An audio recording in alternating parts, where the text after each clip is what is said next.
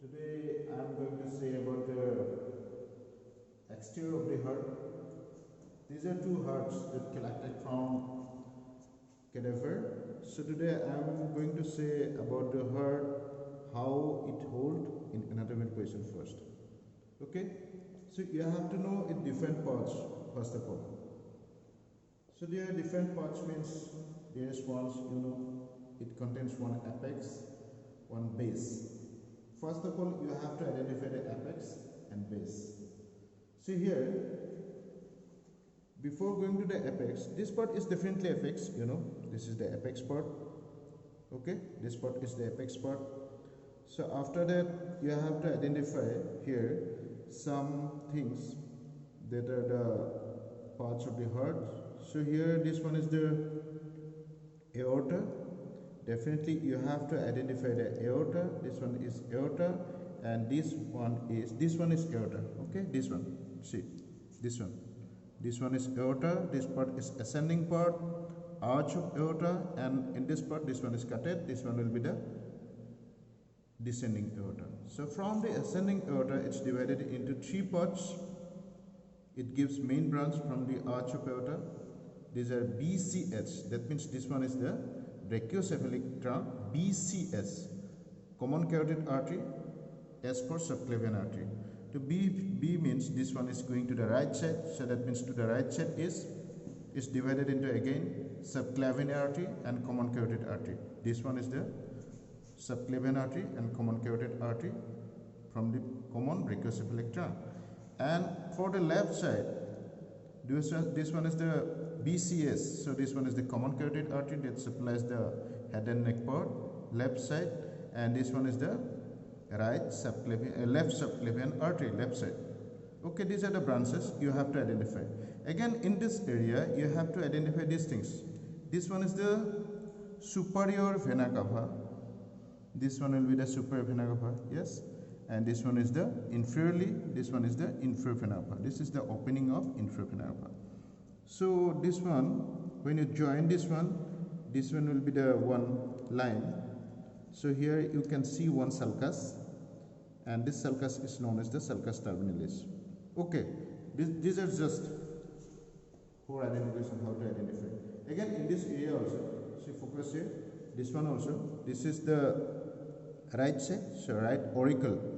That is a part of the right atrium. This one is the right auricle. This is just muscular projections, that is arises from the muscular projection, hollow part. This is when you cut internally, this will be the hollow. So this one is the right auricle, and left side you see this is a part of left atrium. This is the left auricle. Okay, now first you have to identify the apex. This is the apex, then after that the base. Always remember, base is always lies posterior to the apex. If this one is the apex, this side will be the base. Don't confuse with the inferior surface, or this will be the inferior surface, or diaphragmatic surface, because this one will be lie over the diaphragm. You have to know the concept, you have to get the concept. It overlays the diaphragm. That means the diaphragm or diaphragmatic surface or inferior surface. Okay, so when you hold, here again one thing you have to know, it contains one border.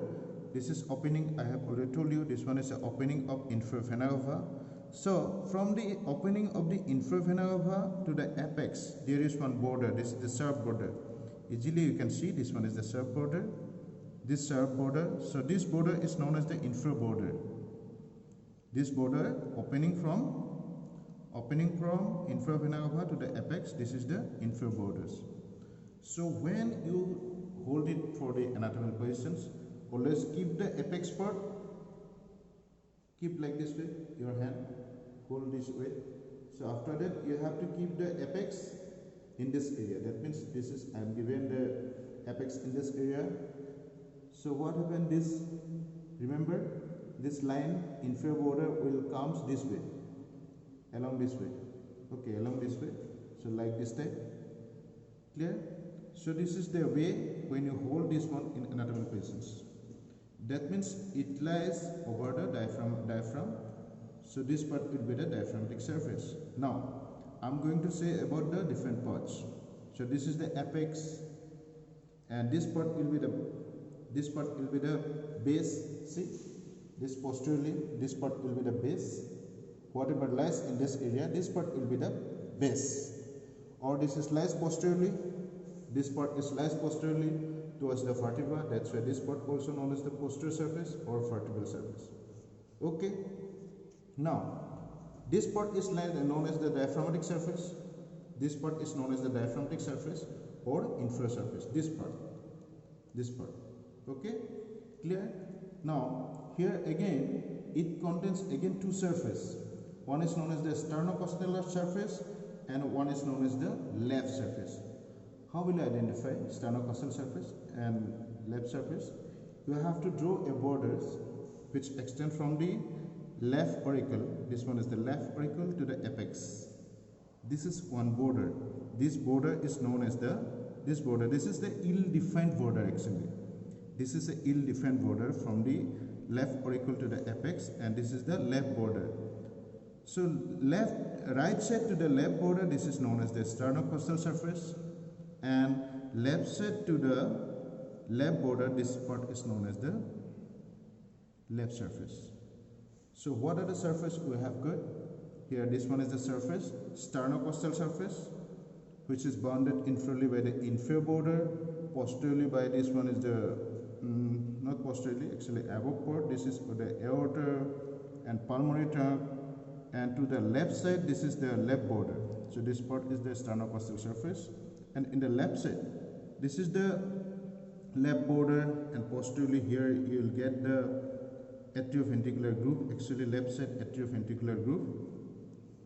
Okay, then after that inferiorly here, what happened, there is one border, actually this is not commonly said as a border, but this is also a border. That's why this is known as the unnamed border. So which one actually unnamed border? When you extend this one, you know this one is the inferior border, which extends from the opening of the inferior vena cava to the apex. This is known as the inferior border. When you extend towards the left side, this is known as the unnamed border. So inferiorly it will be unnamed border and left border and atrioventricular groove. This part is known as the left surface, and inferiorly definitely this part will be the inferior surface. Okay, so now base, what will be the boundary of base? If someone asks you what is the boundary of base, definitely right side will be the right border that extends from the opening of the superior vena cava to the opening of the inferior vena cava. This side, right side. Okay, and left side here you have to see the superior margin of the opening of the superior pulmonary vein and inferior pulmonary veins, left side. So here in this side there will be superior, yes, this side will be superior, and this side will be the inferior. Left side veins, pulmonary veins, and right side, this one right border, and upper there here just bifurcation of the pulmonary trunk. Which one? Pulmonary trunk? Yes, this one will be the yes, this one is the bifurcation of the pulmonary trunk. This one you can see, this one is the pulmonary trunk. Yes, anteriorly if you see, this one is the aorta, this one is the pulmonary trunk. So bifurcation of the pulmonary trunk, this one is the pulmonary trunk, so this one will be bifurcated. So this side, another one is this side. So bifurcation of the pulmonary trunk. And inferiorly posterior part of the atrioventricular groove. This part is definitely ventricle, so this part is atrium. So in this area you can see there is one groove, and this part is known as the atrioventricular groove. Have you focused in this area? This is the atrioventricular groove. Okay, so these are the things, that means these are the area that is known as the base. Okay, so now what are the groove here? This is interventricular groove, definitely in between this one, and in this area, this anterior interventricular groove, which cut in this area, the inferior surface in this area, and this is known as the incisura apicis cordis. Okay, this part is known as the incisura apicis cordis. And here, if you see, this one is the atrium and this part is the ventricle. So that's it, right atrioventricular groove this way. This side will be right atrioventricular groove. If you see posteriorly, this one will be the posteriorly, this one posterior part of the atrioventricular groove. That means this part is the atrium, yes, and this part is the ventricle. So this part will be the atrioventricular groove. And this side also, left side atrioventricular groove will be this one. Okay, so all this part I have discussed. And again, sinus, one thing you have to know externally, what one is the transverse sinus, one is the oblique sinus. So transverse sinus, that means this one is the common source origin, this is an anterior and both these are same, developmentally arises from the same trunk. This one, this is the aorta and the pulmonary trunk. So anteriorly this one and posteriorly the other, all these parts. So when you hold this way, you will get, see, my finger is giving this way, okay, using this way. So this, there will be the one foramen directly, this one is known as the, this one is known as the transverse sinus. Okay, transverse sinus is this one. Okay, now again another, you know, this one is known as the oblique sinus. It lies posteriorly. When you see the posterior part, that in this area, that means in this the J-shaped area, in this area, this way you will get, in case of intake heart, there will be the oblique sinus. So I hope all these things will be clear for you. Thank you for watching this video. I'm going to upload this one. So in the next video, I'm going to make another video. So where will be the inside part of the heart? So today I'm only completed the outside part of the heart.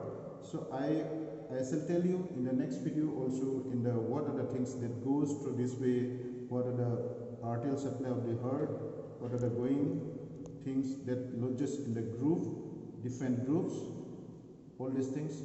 Okay, thank you.